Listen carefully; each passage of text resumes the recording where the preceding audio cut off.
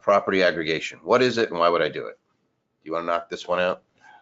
Property aggregation, this has to do with the participation rules, material participation and active participation.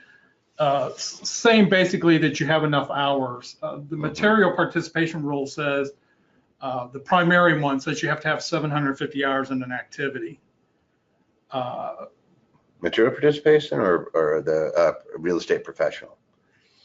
Material, I think, is 500, not to mince words, but. No, that's fine. Yeah, so you always have two things. You have, hey, I'm a real estate professional and you actually have to meet both the material participation and real estate professional, the 750 hour, with it being more than 50% of your use of your working time. Right.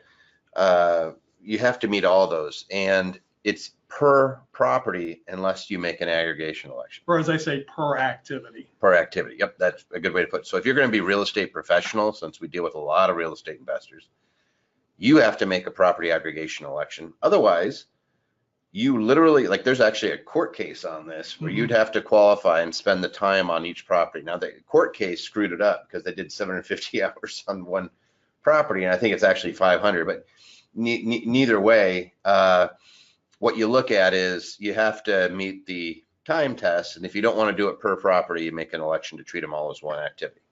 And the whole idea behind this is to convert it from passive income to non-passive income. The one problem you may run into is if you have a bunch of passive losses built up, and then you aggregate the property. Normally when you sell a property, you release all the losses from that property. Once you aggregate all your properties, you can't release any of those losses until you sell everything, all the properties. Right, it's all one activity, so it's one property as far as the IRS is concerned.